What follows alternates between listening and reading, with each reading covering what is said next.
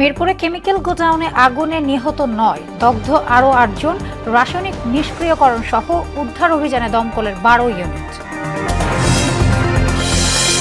এনসিপিকে শাপলা প্রতীক দেয়া সম্ভব নয়, সাফ জানালেন ইসি সচিব। এখনো গণভোটের বিষয়ে বিবেচনায় নেয়নি কমিশন। জাতীয় নির্বাচনের আগে গণভোট নয়, ফের বলছে বিএনপি। কয়েক উপদেষ্টার বিরুদ্ধে বিশেষ দলের পক্ষে কাজ করার অভিযোগ জামায়াতের। এবং আওয়ামী লীগ আমলে গুম খুনে জড়িতদের শাস্তির দাবি। ভুক্তভোগী পরিবারের বিচার দ্রুত করতেই শিগগিরই পৃথক সচিবালয়, জানালেন আইন উপদেষ্টা।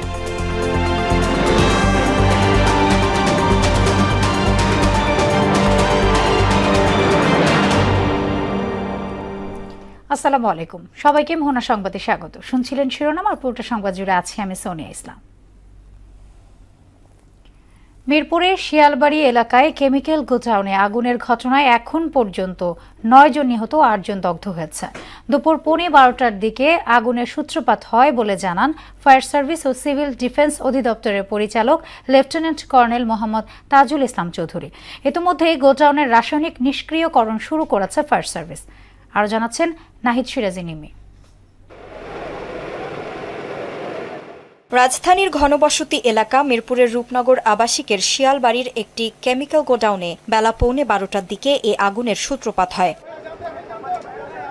প্রত্যক্ষদর্শীরা জানান, প্রথমে সিলিন্ডার বিস্ফোরণের মতো শব্দ শোনেন তারা। এরপর মুহূর্তেই তা থেকে আগুনের শিখা ছড়িয়ে পড়ে আশেপাশে, পুড়ে যায় রাস্তায় রাখা গাড়িও। এটাতে হচ্ছে কেমিক্যাল জাতীয় কিছু ছিল মেবি, তো ওইটা ব্লাস্ট হচ্ছিল, আর ওইটার আগুন শিখা হচ্ছে এই আশেপাশে পরে ছড়াই গেছে। ব্লাস্ট আমাদের সামনে হয়েছে, তো 4-5টা গাড়ি ছিল, ওগুলো আপনার পুড়ে গেছে।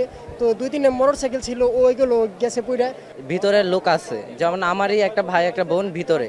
আমি কিন্তু এই এলাকায় থাকি, আর আমার ভাই ওই অফিসটাতেই চাকরি করে। খবর পেয়ে আগুন নিয়ন্ত্রণ ও উদ্ধার অভিযান শুরু করে ফায়ার সার্ভিসের 5টি ইউনিট। এরপর সেখানে যোগ দেয় আরও 7টি ইউনিট। শেষ খবর পর্যন্ত ফায়ার সার্ভিসের পাশাপাশি আগুন নিয়ন্ত্রণে কাজ করছে সেনাবাহিনী, বিজিবি ও কমিউনিটি ভলান্টিয়াররা।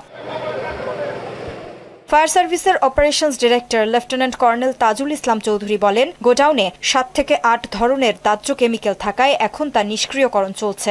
এই যে কেমিক্যাল গোডাউনটা রয়েছে, এটাকে নিউট্রালাইজ করার জন্য যা যা করার দরকার আমরা করছি। আমরা যে উপাদানগুলো যাচাই বাছাই করলাম, তাতে আপাতত মনে হচ্ছে যে 7-8টা আইটেম রয়েছে।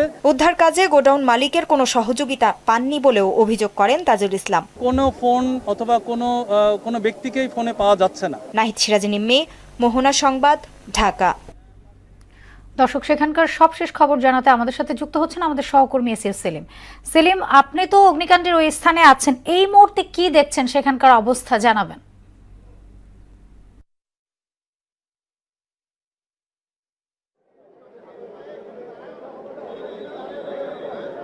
সোনিয়া, যে বিষয়টি আমরা বলছিলাম, আসলে মিরপুরের রূপনগর আবাসিক এলাকার যে 3 নম্বর সড়কে কেমিক্যাল গোডাউনে আগুনের সূত্রপাত, সেটি সকাল 40 মিনিটে যে সূত্রপাত হয়েছিল, এখন পর্যন্ত সে গোডাউনের আগুন কিন্তু পুরোপুরি নিয়ন্ত্রণে আসেনি। যেহেতু এটি কেমিক্যাল গোডাউনের একটি আগুন এবং রাসায়নিক রয়েছে ভেতরে প্রচুর পরিমাণ। আপনি জানেন যে আমরা গত মাসে দেখেছি যে টঙ্গীতে একটি ভবনে এরকম কেমিক্যাল একটি গোডাউনে আগুনের ঘটনার পরপরই কিন্তু ফায়ার সার্ভিসের সদস্যরা আগুন নিয়ন্ত্রণে আনতে যে বেশ কয়েকজন ফায়ার সার্ভিস সদস্য দুঃখজনকভাবে বিদায় নিয়েছেন। তারা অগ্নিদগ্ধ হয়েছিলেন এবং পরবর্তীতে হাসপাতালে তারা কিন্তু মৃত্যুবরণ করেছেন। সে অভিজ্ঞতাটি মাথায় রেখে কিন্তু আজকে ফায়ার সার্ভিস এই কেমিক্যাল গোডাউনের আগুনটি নিয়ন্ত্রণ করার চেষ্টা করছিলেন। তবে তাদের জন্য সবচেয়ে সহজ যে বিষয়টি ছিল যে কেমিক্যাল গোডাউনের যে মালিক, তিনি যদি থাকতেন আসলে সেখানে কি কি কেমিক্যাল রয়েছে তারা সেই বিষয়টি জানার চেষ্টা করছিলেন। আসলে তার মালিককে না পাওয়ার কারণে সেই বিষয়টি জানা যায়নি। তারপর তারা কিন্তু সম্ভাব্য কি কি কেমিক্যাল থাকতে পারে এই বিষয়টি নিয়ে তারা কাজ শুরু করে এবং নিরাপদ দূরত্বের থেকেই কিন্তু ফায়ার সার্ভিস আগুন নিয়ন্ত্রণের জন্য চেষ্টা করে। এবং আমরা দেখেছি ঘটনার পরপরই সেনাবাহিনীর সদস্যদের পাশাপাশি আইনশৃঙ্খলা রক্ষাকারী বাহিনীর অন্য যে ইউনিটগুলো রয়েছে তারা কিন্তু ঘটনাস্থলে এসেছেন এবং উৎসুক যে দর্শনার্থী রয়েছেন তাদেরকে নিরাপদ দূরত্বে থেকে আগুন নিয়ন্ত্রণের জন্য সহযোগিতা করার জন্য তাদেরকে আহ্বান জানিয়েছেন। এবং একই সঙ্গে যারা ভবনটিতে আটকা পড়েছিলেন, এরকম 9 জন এখন পর্যন্ত দগ্ধ হয়ে মৃত্যুবরণের তথ্য নিশ্চিত হওয়া গেছে। আরও অনেকেই থাকতে পারেন বলে আশঙ্কা করা হচ্ছে। এবং আমরা দেখছি যে নিহতদের যে স্বজনরা রয়েছেন তারা কিন্তু এসে ঘটনাস্থলে ভিড় করছেন, স্বজনদের ছবি হাতে কিংবা আইডি কার্ড হাতে নিয়ে তারা কিন্তু এখানে এসেছেন এবং তাদের আহাজারিতে আসলে ঘটনাস্থলের আশপাশের পরিবেশ ভারী হয়ে উঠেছে। তারা কিন্তু তাদের স্বজনদের খোঁজে এখানে এসেছেন। আইনশৃঙ্খলা রক্ষাকারী বাহিনী তাদেরকে বারবার বুঝিয়ে ঘটনাস্থল থেকে নিরাপদ দূরত্বে রাখার চেষ্টা করছেন এবং একই সঙ্গে উৎসুক যে মানুষ রয়েছেন তাদেরকেও কিন্তু দূরত্বে রেখেই তারা আগুন নিয়ন্ত্রণের চেষ্টা করছেন। এবং আমরা দেখেছি কিছুক্ষণ আগে থেকে ফায়ার সার্ভিস তারা ড্রোন ক্যামেরা এবং রোবট পাঠিয়ে ভেতরে ঘটনাস্থল পর্যবেক্ষণ করে, এরপরে তারা আগুন নিয়ন্ত্রণের জন্য পুরোপুরি পানি ছেটানোর কাজটি শুরু করেছেন এবং আশা করা যায় যে কিছুক্ষণের মধ্যে গোডাউনের আগুন পুরোপুরি নিয়ন্ত্রণে আসবে। এবং ভেতরে এখন পর্যন্ত ফায়ার সার্ভিসের কোনো সদস্য প্রবেশ করেনি, যেহেতু আপনি জানেন যে প্রচুর পরিমাণ কেমিক্যাল রয়েছে এবং কেমিক্যালের ঝুঁকি রয়েছে, কেমিক্যাল বিস্ফোরণের ঝুঁকি রয়েছে, সেই বিষয়টি মাথায় রেখে এখন পর্যন্ত তারা কিন্তু ভেতরে প্রবেশ করেনি। তবে তারা বলছেন যে কিছুক্ষণের মধ্যেই তারা পুরোপুরিভাবে ঘটনাস্থলে প্রবেশ করবেন এবং আপনি দেখছেন যে সেনাবাহিনীর পাশাপাশি র্যাব, বিজিবি সদস্যরা তারা কিন্তু উৎসুক মানুষের ভিড় সামাল দিতে হিমশিম খাচ্ছেন। এবং পাশাপাশি আমরা দেখছি যে স্থানীয় যে নেতৃবৃন্দ রয়েছে, রাজনৈতিক নেতারা রয়েছে, তারাও কিন্তু ঘটনাস্থলে এসেছেন এবং মানুষকে বুঝিয়ে ঘটনাস্থল থেকে সরিয়ে দেওয়ার চেষ্টা করছেন এবং তারা বলছেন যে স্বজনদেরকে কিন্তু খুঁজে পেতে হলে হাসপাতালে যেতে হবে। এবং ফায়ার সার্ভিসের পক্ষ থেকেও কিন্তু এখানে বারবার আপডেট দেওয়া হচ্ছে কতজন ভেতরে থাকতে পারে কিংবা কতজন নিহত হয়েছে। আমরা দেখছি যে ফায়ার সার্ভিসের পক্ষ থেকে বারবার ব্রিফিং করে সেই বিষয়টি তারা তুলে ধরছেন। তো আসলে এখন পর্যন্ত পুরোপুরি যে কেমিক্যালের আগুন নিয়ন্ত্রণে আসেনি এবং কিছুক্ষণের মধ্যে ফায়ার সার্ভিস আগুন নিয়ন্ত্রণে আসার বিষয়টি আনুষ্ঠানিকভাবে ব্রিফিং করে হয়তো তুলে ধরবেন এবং ভেতরে কতজনের লাশ থাকতে পারে কিংবা আরো কতজন মানুষকে এখন পর্যন্ত তারা যে বিষয়। সেলিম, আপনাকে ধন্যবাদ। জাতীয় নাগরিক পার্টি এনসিপিকে শাপলা প্রতীক দেওয়া সম্ভব নয় বলে সাফ জানিয়ে দিলেন নির্বাচন কমিশনের সিনিয়র সচিব। গণভোটের বিষয়টি ইসি এখনো বিবেচনায় নেয়নি বলেও জানান তিনি। দুপুরে নির্বাচন ভবনে আয়োজিত ব্রিফিংয়ে এই তথ্য জানান ইসির সচিব আক্তার আহমেদ। এছাড়া ফেব্রুয়ারিতে জাতীয় নির্বাচনের লক্ষ্যে সরঞ্জাম সংগ্রহ শেষ হয়েছে। আরো জানাচ্ছেন এমআর আসাদ। পর্ব সম্পন্ন করেছে। ইসি নিবন্ধনের জন্য পর্যালোচনায় থাকা রাজনৈতিক দল ও প্রবাসী ভোটের বিষয়ে মঙ্গলবার দুপুরে সাংবাদিকদের সঙ্গে কথা বলেন ইসির সিনিয়র সচিব আক্তার আহমেদ। এনসিপির দাবি করা শাপলা প্রতীকের বিষয়েও কথা বলেন তিনি। শাপলার বিষয়ে নির্বাচন কমিশনের অবস্থান একই, যে যেহেতু নির্বাচন পরিচালনা বিধিমালা এটা নাই, অর্থাৎ দেওয়ার সুযোগ নাই। আমরা একটা চিঠি দিয়েছি ওনাদেরকে যে আগামী 19 তারিখের ভিতরে ওনারা বিকল্প ওনাদের চাহিত প্রতীক জানাবেন। এটা 19 তারিখের ভিতরে না জানান তাহলে স্বীয় বিবেচনায় নির্বাচন কমিশন এ বিষয়ে প্রতীক সিদ্ধান্ত নেবে। জানান প্রবাসী ভোটার নিবন্ধনের জন্য 11টি দেশের সঙ্গে আরও 8টি দেশ যুক্ত হতে যাচ্ছে। 4টা দেশে আমরা আগামীতে কারিগরি টিম পাঠাবো, সেটা হচ্ছে ওমান, দক্ষিণ আফ্রিকা, মালদ্বীপ এবং জর্ডান। আর আমরা এর অতিরিক্ত আরও 4টা দেশের সম্মতি পেয়েছি পররাষ্ট্র মন্ত্রণালয়ের মাধ্যমে, সেটা হচ্ছে বাহরাইন, সিঙ্গাপুর, ফ্রান্স এবং স্পেন। এটা করলে আমাদের টোটাল কান্ট্রি কভার্ড হবে 19টা। ফেব্রুয়ারিতে নির্বাচনের প্রস্তুতি হিসাবে প্রকিউরমেন্টের কাজ শেষ হয়েছে বলেও জানান আক্তার আহমেদ। ফেব্রুয়ারিতে নির্বাচন হবে এবং সেই নির্বাচনের ধারাবাহিকতায় আমরা আমাদের যে সমস্ত নির্বাচনী সামগ্রী দরকার সেগুলো আমাদের সংগ্রহে এসে পৌঁছেছে। সেনাবাহিনী, বিমান বাহিনী, নৌবাহিনী এবং অন্যান্য যারা আছেন তাদের সাথে নির্বাচন কমিশন সচিবালয় তাদেরকে ডাকা আমরা আমন্ত্রণ জানিয়েছে। তাদের সাথে আমরা আলোচনা করব আগামী 20 তারিখে। নিবন্ধনের জন্য অধিকতর তদন্তে থাকা রাজনৈতিক দলের নাম আগামী সপ্তাহে প্রকাশের কথাও উল্লেখ করেন ইসি সচিব। সচিবালয় এবং মাঠ পর্যায়ে দুটা মিলিয়ে এই তথ্যানুসন্ধান করা হচ্ছে এবং আমরা আশা করছি আগামী সপ্তাহে এটার একটা সমাধানে আসতে পারবো। এমআর আসাদ, মোহনা সংবাদ, ঢাকা। জাতীয় নির্বাচনের দিনে গণভোট আয়োজনের পক্ষে মত দিয়েছেন বিএনপির মহাসচিব মির্জা ফখরুল ইসলাম আলমগীর। আর দলটির সিনিয়র যুগ্ম মহাসচিব রুহুল কবির রিজভী বলেন, সংসদ নির্বাচনের আগে গণভোট হলে বিশৃঙ্খলা হতে পারে। দাঁড়িপাল্লায় ভোট চেয়ে মানুষের সঙ্গে প্রতারণা করা হচ্ছে বলে অভিযোগ করেন তিনি। আলাদা অনুষ্ঠানে এসব কথা বলেন তারা। তানজিদ ভুঁইয়ার প্রতিবেদন। ঠাকুরগাঁও জেলা শিল্পকলা একাডেমিতে বিএনপির বর্ধিত সভায় প্রধান অতিথি হিসেবে যোগ দেন দলটির মহাসচিব মির্জা ফখরুল ইসলাম আলমগীর। তিনি বলেন, এই মুহূর্তে গণতন্ত্রের উত্তরণকেই প্রাধান্য দিতে হবে। নির্বাচনের দিনেই গণভোটের পক্ষে তার দল। রাজনৈতিক কোন ভুল পদক্ষেপের কারণে আমরা যেন আবার এই ফ্যাসিস্টদের নির্যাতনের কবলে না পড়ি, অর্থাৎ ফ্যাসিস্টদেরকে আমরা আর ফেরত দেখতে চাই না। পবিত্র কুরআন শরীফের অবমাননা এবং বিশ্বনবীকে নিয়ে কটূক্তির প্রতিবাদে আলোচনা সভার আয়োজন করে জাতীয়তাবাদী উলামা দল। ফ্যাসিস্ট সরকারের জুলুম নির্যাতনের কথা তুলে ধরে ফেব্রুয়ারিতেই জাতীয় নির্বাচন দেওয়ার আহ্বান জানান সংগঠনটির নেতারা। বলেন, দেরি হলে ফ্যাসিজমের উত্থান ঘটতে পারে। ঐক্য গড়ে তুলে এদেশ থেকে বিতাড়িত করি ওদের ভবিষ্যতে এই ধরনের অত্যন্ত বড় কথা বলার দৃষ্টতা না দেখাতে পারে। জামানত হারানোর ভয়ে অনেকে নির্বাচনে অংশ নিতে ভয় পাচ্ছে বলে মন্তব্য করেন বিএনপির যুগ্ম মহাসচিব খায়রুল কবির খোকন। একটি দফা রাষ্ট্র সংস্কারের কথা তারা না বলে তারা অন্য কথা বলে তারা নির্বাচন করতে চায়, কারণ তারা জানে তাদের জামানত থাকবে না, তারা নিশ্চিত পরাজয় পরিণত হবে, তাই তারা নির্বাচন করতে চায় না।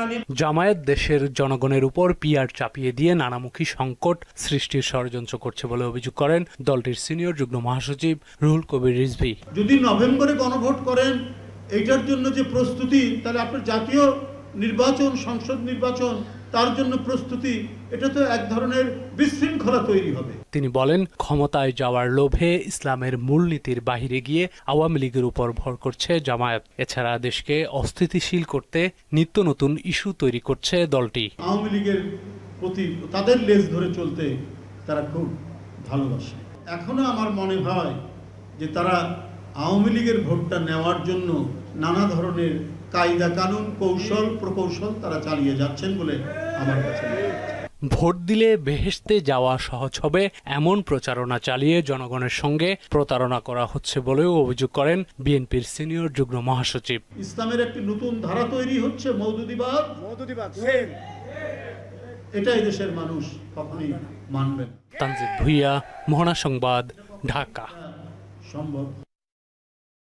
কয়েকজন উপদেষ্টা একটি বিশেষ দলের হয়ে কাজ করছেন বলে অভিযোগ করলেন জামায়াতে ইসলামীর নায়েবে আমির সৈয়দ আব্দুল্লাহ মোহাম্মদ তাহের। তিনি বলেন, প্রশাসনকে দলীয়করণের চেষ্টা চলছে।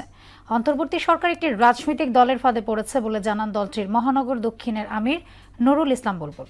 সুরাইমনির রিপোর্ট। পিআর পদ্ধতিতে নির্বাচন দিতে হবে। পিআর পদ্ধতিকে জুলাই সনদে অন্তর্ভুক্ত করে গণভোট আয়োজন সহ 5 দাবিতে মঙ্গলবার সকালে মানববন্ধন করে জামায়াতে ইসলামীর ঢাকা মহানগর উত্তর ও দক্ষিণ শাখা। গণভোটকে জাতীয় নির্বাচনের সাথে মিলাতে চান, আমরা মনে করি এদেশের মানুষ সেটি মেনে নেবে না।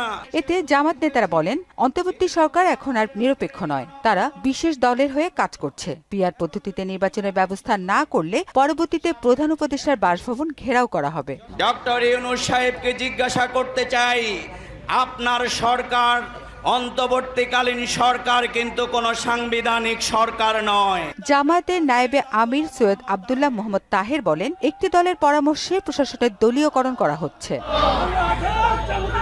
জামায়াত ইসলামের 5 দফার দাবি না মানলে কঠোর কর্মসূচির হুঁশিয়ারি দেন দলটির মহানগর দক্ষিণের আমির নুরুল ইসলাম বুলবুল। লেভেল প্লেইং ফিল্ড, জাতীয় সংসদ নির্বাচনে লেভেল প্লেইং ফিল্ড নিশ্চিত করতে হবে।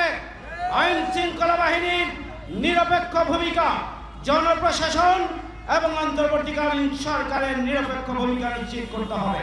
এদিকে পিআর পদ্ধতি ও জুলাই জাতীয় সনদের ভিত্তিতে ফেব্রুয়ারিতে জাতীয় নির্বাচন, জাতীয় পার্টি ও 14 দল নিষিদ্ধ সহ 5 দফা দাবিতে রংপুর, ময়মনসিংহ সহ দেশের বিভিন্ন স্থানে মানববন্ধন করে জামায়াতে ইসলামী। সুরাইয়া মুন্নি, মোহনা সংবাদ, ঢাকা। অন্তর্বর্তী সরকারের আমলে বিচার বিভাগের জন্য পৃথক সচিবালয় করা হবে বলে জানিয়েছেন আইন উপদেষ্টা আসিফ নজরুল। সুপ্রিম কোর্ট অডিটোরিয়ামে এক অনুষ্ঠানে তিনি বলেন, পৃথক সচিবালয় সহ গুম, দুদক ও মানবাধিকার বিষয়ক আইন কয়েক সপ্তাহের মধ্যেই চূড়ান্ত হবে। এদিকে মায়ের ডাক সংগঠনের উদ্যোগে আয়োজিত মানববন্ধনে আওয়ামী লীগ আমলে গুম সহ বিচার বহির্ভূত হত্যাকাণ্ডে জড়িতদের শাস্তির দাবি জানিয়েছেন ভুক্তভোগী পরিবার। আরও জানাচ্ছেন মেজবা রহমান। আওয়ামী লীগ আমলে সংগঠিত গুম ও বিচার বহির্ভূত হত্যার ন্যায় বিচার দাবিতে হাইকোর্টের প্রধান ফটকের সামনে মানববন্ধন করে গুম হওয়া প্রিয়জনের সন্ধান এবং ন্যায় বিচার প্রতিষ্ঠায় গঠিত সংগঠন মায়ের ডাক। পরিবারের সদস্যরা বলেন, বিগত আমলের খুন, অপহরণের সঙ্গে আইন প্রয়োগকারী সংস্থার কিছু সদস্য জড়িত ছিল। এমন ঘটনার নিরপেক্ষ তদন্ত এবং দোষীদের দৃষ্টান্তমূলক বিচার নিশ্চিতের দাবিও জানান তারা। আমরা এখন পর্যন্ত আমাদের বাবাদের বিরুদ্ধে এটা ঠিকমতো বিচারও পাইনি।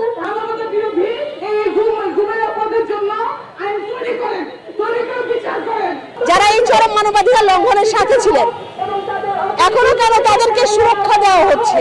এদিকে জুলাই আগস্টে সংগঠিত মানবতা বিরোধী অপরাধ মামলায় শেখ হাসিনা সহ ৩ জনের বিরুদ্ধে তৃতীয় দিনে যুক্তিতর্ক উপস্থাপন করেন চিফ প্রসিকিউটর। আন্দোলনের সময় হত্যা ও নির্যাতনের চিত্র তুলে ধরেন তিনি।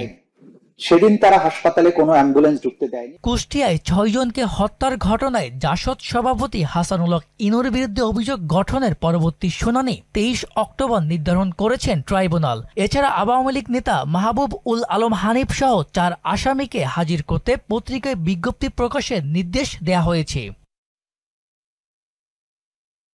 সুপ্রিম কোর্ট অডিটোরিয়ামে এক অনুষ্ঠানে কথা বলেন আইন উপদেষ্টা আসিফ নজরুল। জানান, অন্তর্বর্তী সরকারের সময় বিচার বিভাগের পৃথক সচিবালয় করা হবে। আমরা ল মিনিস্ট্রি থেকে অনেকগুলা রিফর্ম করেছি, একদম নিজেরা করেছি, কারো কোনো হেল্প কোনো পার্টনারশিপ করি নাই। আমরা একটা অসাধারণ প্রোগ্রাম করেছি, আমি বলতে চাই, সেটা হচ্ছে লিগ্যাল এইড সার্ভিসটাকে যে আমরা এক্সপ্যান্ড করেছি, যে 11 ধরনের মামলাতে প্রথমেই এটা লিগ্যাল এইডে আসতে হবে, ম্যান্ডেটরি করেছি। যদি স্যাটিসফাইড না হয় কোর্টে যেতে পারে। আমরা বিশ্বাস করি যে এটাতে কোর্টের উপর চাপ অনেক কমবে। বুধবার থেকে পরীক্ষামূলকভাবে অনলাইনে জামিননামা গ্রহণ প্রক্রিয়া শুরু হবে বলেও জানান আসিফ নজরুল। আগামীকাল আমরা পাইলট প্রজেক্ট চালু করছি। একটা ক্লিক করবে, আদালতের রায় থেকে সরাসরি এটা জেলখানায় পৌঁছে যাবে, যে জেলখানায় আসামি আছে। মিসবাহ রহমান, মোহনা সংবাদ, ঢাকা। স্বৈরাচার আওয়ামী লীগ ইতিহাস বিকৃত করে নতুন প্রজন্মকে ভুল শিক্ষা দিয়েছে বলে অভিযোগ করেছেন বিএনপির ক্রীড়া বিষয়ক সম্পাদক ও মহানগর উত্তর বিএনপির আহ্বায়ক আমিনুল হক। বলেন, বিএনপি সরকার গঠন করলে শিক্ষা ব্যবস্থায় আমূল পরিবর্তন সহ তরুণদের কাছে প্রকৃত ইতিহাস তুলে ধরা হবে। দুপুরে পল্লবী সরকারি কলেজে ফ্রি মেডিকেল ক্যাম্পের উদ্বোধন অনুষ্ঠানে আমিনুল হক এসব কথা জানান। হুমায়ুন কবিরের রিপোর্ট।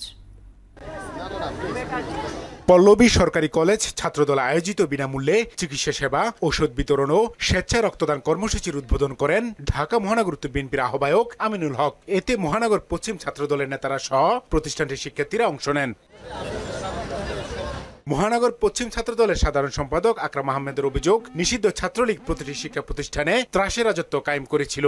জাতীয়বাদী ছাত্রদল সেই নিষিদ্ধ সংগঠন ছাত্রলীগের সেই অপকর্মগুলো জাতীয়বাদী ছাত্রদল করবে না, সেটা আমরা নিশ্চিত করেছি। মেডিকেল ক্যাম্পের উদ্যোগকে স্বাগত জানিয়ে মানুষের কল্যাণে রাজনীতি করার আহ্বান জানান প্রতিষ্ঠানটির অধ্যক্ষ রাহিলা হাশেম। বর্তমানে রাজনীতি শুধুমাত্র সেবামূলক কাজ এবং কল্যাণের মাধ্যমে এবং জনগণের মধ্যে আস্থা সৃষ্টির মাধ্যমেই এগিয়ে যেতে পারে। আমরা সে ধরনের রাজনীতিকেই স্বাগত জানাবো। প্রধান অতিথির বক্তব্যে ঢাকা মহানগর উত্তর বিএনপির আহ্বায়ক আমিনুল হক বলেন, স্বৈরাচার হাসিনার আমলে প্রতিটি শিক্ষা প্রতিষ্ঠানকে দলীয়করণ করা হয়। বিএনপি ভবিষ্যতে তা করবে না বলেও জানান তিনি। যে গত 17 বছর ওই স্বৈরাচার সরকার প্রত্যেকটি শিক্ষা প্রতিষ্ঠানকে দলীয়করণ করেছে, রাজনীতিকরণ করেছে। কিন্তু আমি আপনাদেরকে আশ্বস্ত করতে চাই, ভবিষ্যতে কখনো কোনো শিক্ষা প্রতিষ্ঠান, স্কুল কলেজ কখনো দলীয়করণ, রাজনীতিকরণ করা হবে না। ফেব্রুয়ারিতে নির্বাচনে বিএনপি সরকার গঠন করলে শিক্ষা ব্যবস্থা আমূল পরিবর্তনের প্রতিশ্রুতি দিয়ে আমিনুল হক বলেন, পাঠ্যপুস্তকে খেলাধুলাকে বাধ্যতামূলক করা হবে। ওই স্বৈরাচার সরকার বাংলাদেশের ইতিহাসকে বিকৃতি করে আমাদের তরুণ প্রজন্ম, আমাদের সন্তানদেরকে ভুল শিক্ষা দিয়েছে। আমরা সেই ভুল ইতিহাস ছেঁটে ফেলে আমরা বাংলাদেশের সঠিক ইতিহাস আমাদের ভবিষ্যৎ প্রজন্মের সামনে আমরা উপস্থাপন করতে চাই। যে আগামী শিক্ষা ব্যবস্থাতে আমরা খেলাধুলাকেও জাতীয় কারিকুলামে আমরা বাধ্যতামূলক করব ইনশাআল্লাহ। শিক্ষার্থীদের দাবির প্রেক্ষিতে পল্লবী সরকারি কলেজে পরিবহন সুবিধা ও ছাত্রাবাসের ব্যবস্থা করার কথাও বলেন বিএনপির ক্রিয়া বিষয়ক সম্পাদক। আল্লাহ পাক যদি আমাকে আপনাদের ভোটে নির্বাচিত করে, আমি আপনাদের কাছে ওয়াদা করে যাচ্ছি, ইনশাআল্লাহ আপনাদের এই কলেজের জন্য পরিবহন এবং ছাত্র এবং ছাত্রীনিবাসের জন্য স্থায়ী বন্দোবস্ত করা হবে। হুমায়ুন কবির, মোহনা সংবাদ, ঢাকা। আন্তর্জাতিক প্রসঙ্গ। মিশরের শারম আল শেখ শহরে বিশ্বের শীর্ষ নেতাদের উপস্থিতিতে সই হল গাজা শান্তি চুক্তি। সোমবারের চুক্তি স্বাক্ষর অনুষ্ঠানে ইসরায়েলি প্রধানমন্ত্রীকে সময়ের সেরা যুদ্ধকালীন নেতা বলে উল্লেখ করেন ডোনাল্ড ট্রাম্প। মধ্যপ্রাচ্যকে গড়ার বিষয়ে বক্তব্য থাকলেও ফিলিস্তিনের রাষ্ট্র প্রতিষ্ঠা কিংবা সেখানকার নাগরিকদের অধিকারের বিষয়ে কথা বলেননি মার্কিন প্রেসিডেন্ট। ঐশী আলমের ডেস্ক রিপোর্ট। বিশ্বের 20 দেশের শীর্ষ নেতাদের উপস্থিতিতে সোমবার মিশরের শারম আল শেখে সই হলো গাজা শান্তি চুক্তি। এই চুক্তিকে বিগেস্ট ডিল হিসেবে আখ্যায়িত করেছেন মার্কিন প্রেসিডেন্ট ডোনাল্ড ট্রাম্প। অনুষ্ঠানে উপস্থিত ছিলেন ফিলিস্তিনি কর্তৃপক্ষের প্রেসিডেন্ট মাহমুদ আব্বাস। তবে ইহুদি ধর্মাবলম্বীদের উৎসব সিমখাত তোরাহ উপলক্ষে নেতানিয়াহু সেখানে উপস্থিত হননি। শান্তি সম্মেলনে প্রায় 35 বিশ্ব নেতা অংশ নেন। গাজায় যুদ্ধের অবসান ঘটানোর লক্ষ্যে এ চুক্তি সই হয়। চুক্তি সইয়ের পর প্রেসিডেন্ট ট্রাম্প বলেন, এটা শুধু যুদ্ধের অবসান না, মধ্যপ্রাচ্যের জন্য এক নতুন ইতিহাস। বিশ্লেষকদের মতে এই চুক্তি কার্যকর হলে গাজায় স্থায়ী যুদ্ধবিরতি ও মানবিক পুনর্গঠনের পথ উন্মুক্ত হতে পারে। গাজার জনগণকে উন্নয়ন ও নিরাপত্তার পথে এগোনোর আহ্বান জানান ট্রাম্প। নতুন মধ্যপ্রাচ্য গড়ার ঘোষণা আসলেও ইসরায়েলের দখলদারিত্ব, গাজা অবরোধ, বসতি স্থাপন কিংবা ফিলিস্তিনিদের ন্যায়সঙ্গত অধিকার কোনো বিষয়েই কথা বলেননি মার্কিন প্রেসিডেন্ট। এমনকি ফিলিস্তিন রাষ্ট্র প্রতিষ্ঠার বিষয়েও কোনো আলোচনা হয়নি। উল্টো নেতানিয়াহুকে সময়ের সেরা যুদ্ধকালীন নেতা হিসেবে উল্লেখ করেন ট্রাম্প। সম্মেলনে পাকিস্তানের প্রধানমন্ত্রী বলেন, নোবেল শান্তি পুরস্কারে সবচেয়ে বেশি যোগ্য প্রার্থী মার্কিন প্রেসিডেন্ট ডোনাল্ড ট্রাম্প। এর আগে নেসেটের স্পিকার আমির ওহানা বলেন, নোবেল শান্তি পুরস্কারের জন্য ট্রাম্পের চেয়ে বেশি যোগ্য কেউ নেই। ঐশী আলম, মোহনা সংবাদ। এবার খেলার খবর, ফুটবল। এশিয়ান কাপ বাছাইয়ে হংকংয়ের বিপক্ষে মাঠে নামছে বাংলাদেশ। কাই তাক স্পোর্টস পার্কে ম্যাচ শুরু সন্ধ্যা 6টায়। গেল 9 অক্টোবর নিজেদের মাটিতে হংকংয়ের কাছে হেরে মূল পর্বে যাওয়ার দৌড়ে অনেকটাই পিছিয়ে পড়েছে জামাল হামজারা। এশিয়ান কাপের চূড়ান্ত পর্বে যেতে সামনের কোনো ম্যাচ হারার সুযোগ নেই, পাশাপাশি তাকিয়ে থাকতে হবে অন্য ম্যাচের ফলাফলের দিকেও। ফলে আজকের ম্যাচে জয়ের বিকল্প নেই হাভিয়ার কাবরেরার শীর্ষদের। এর আগে হংকংয়ের বিপক্ষে 5 ম্যাচ খেলে 4টিতে হেরেছে বাংলাদেশ, অন্যটি ড্র হয়েছে। শেষ করবো মোহনা সংবাদ, যাবার আগে শিরোনামগুলো আরও একবার।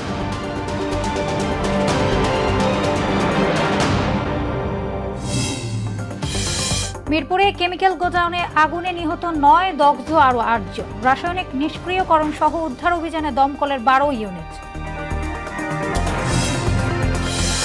এনসিপিকে শাপলা প্রতীক দেওয়া সম্ভব নয়, সাফ জানালেন ইসি সচিব। এখনো গণভোটের বিষয় বিবেচনায় নেয়নি কমিশন।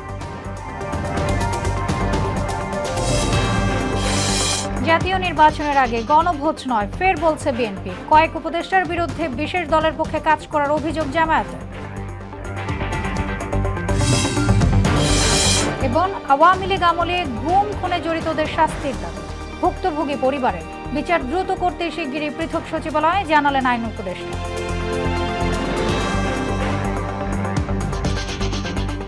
এই ছিল মোহনা সংবাদে। পরবর্তী সংবাদ রাত 9টায়। এর আগে সন্ধ্যা 7টায় দেখবেন সংবাদ এক নজরে। মোহনা সবশেষ খবর জানতে ভিজিট করুন www.mohana.tv। সংবাদ দেখতে পারেন ফেসবুক, ইউটিউবে। এতক্ষণ সঙ্গে থাকার জন্য ধন্যবাদ সবাই।